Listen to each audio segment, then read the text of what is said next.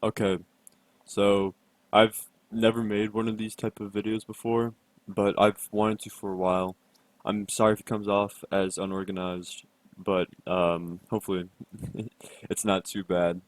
All right, let's get into this. A Way Out is a story-based prison break game for you that don't know. It was released in March of 2018 for the PlayStation, Xbox One, and PC, with the selling point of it being a co-op game that you can play, that you need to play with someone else, either online or like couch co-op. So, and I recently played this game with my friend Gage, who I will link his channel in the description. And the game, like it left me like thinking about it for days after, and I've been wanting to make like a type of like game analysis video or something like that for a while, and I just couldn't find the right game. But with A Way Out, I feel like it's worth talking about because of what it is and how much I enjoyed it and how much he enjoyed it. So this is my spoiler-free take on like what the game did right.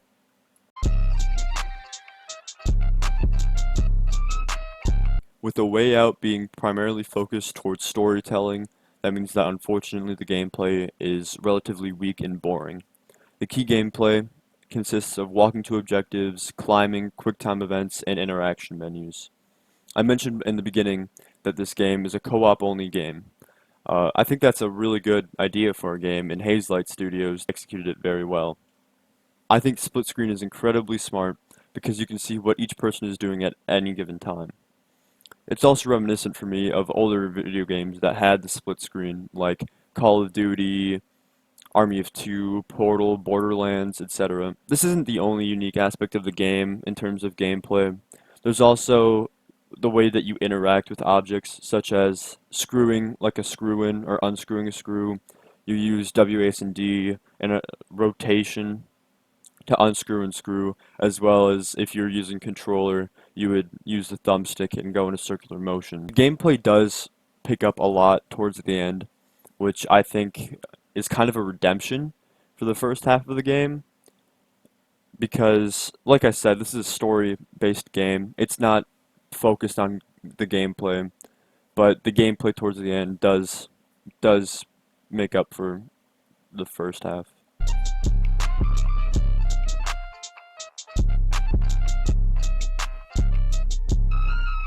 The storytelling in this game is phenomenal. Of course, because it's a storytelling game.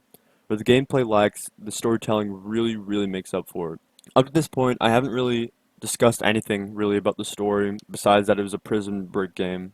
But in reality, it goes so much further than that. How it works is one person is playing as Vincent, who's a new inmate. He's got quick wits and nothing left to lose, and he'll prove anything that he's not to be underestimated by anyone, inside prison or out. The other person plays as Leo, a hardened inmate with escape in his sights. Leo isn't the type to make friends. No matter the obstacle, Leo is willing to get his hands dirty and do whatever it takes to get the job done. Despite this game being relatively short, it's about 7 hours-ish, the storytelling is so damn good, it doesn't matter that it's only 7 hours. The two inmates slowly start to bond and become friends as the story goes on. The first interaction between the two happens in a fight in the courtyard where Leo is getting beaten by a group of inmates and Vincent is thrown in the ring and the two fight together. After this, they're taken to a hospital ward where they work together really for the first time trying to get a tool and then escape from the ward. This scene in the hospital is the first time that we see the protagonists work together, and it's going to be the point in the story where everything changes, where they start trusting one another, where they start to become friends. The two then like make it out of prison.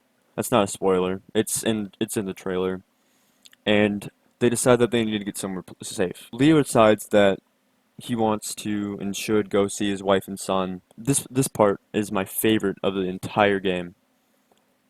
It the characters interact with each other in such a great way. You have Leo who's interacting with his son for the first time in many years after his son thought that he was on a business retreat and saw his dad in the newspaper for a missing inmate.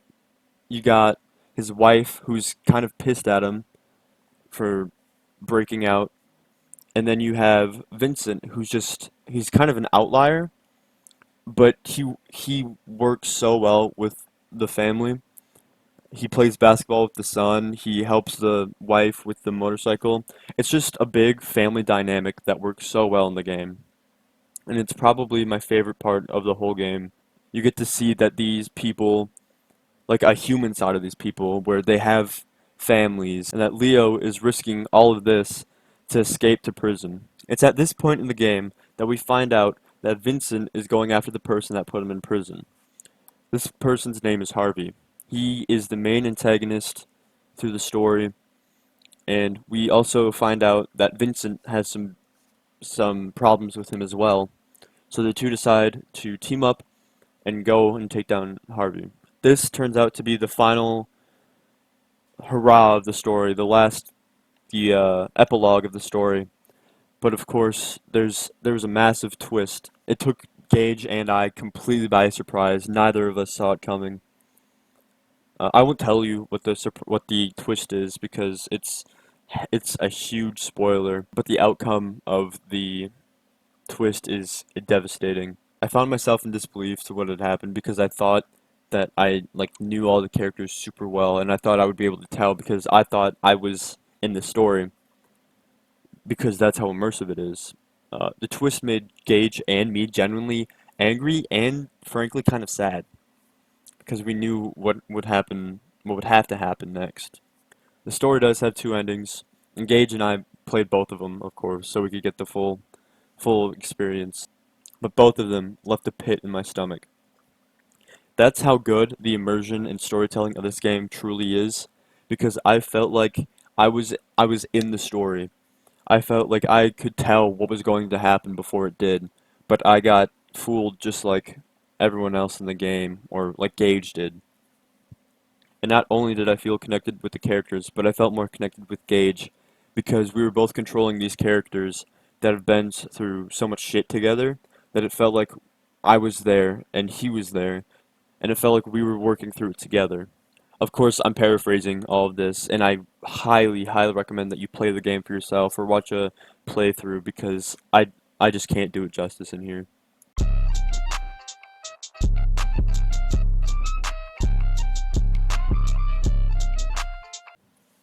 The music in this game is just completely phenomenal. I really couldn't talk about this game without including the music.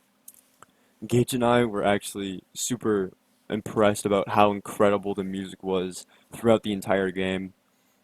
Whether we were fighting people or running away from cops or experiencing some family connection, the music just completely stole the show. We found ourselves talking about it on multiple occasions, but the music does such a good job of conveying the feelings from the game directly to you.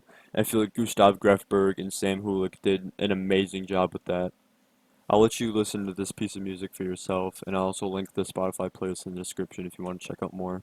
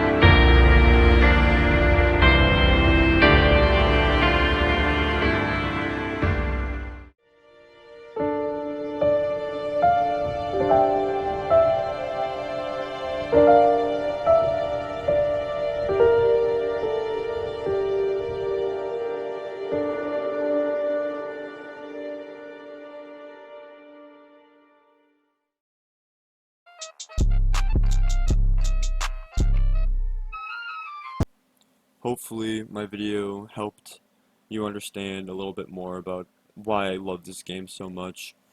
But I feel like you should still go and check out the game for sure. It's $14 on Origin right now, or just even watching a playthrough, I feel like you could get a great grasp of the story. But I thank you again for watching. I apologize if the video wasn't the best quality, but thanks for watching.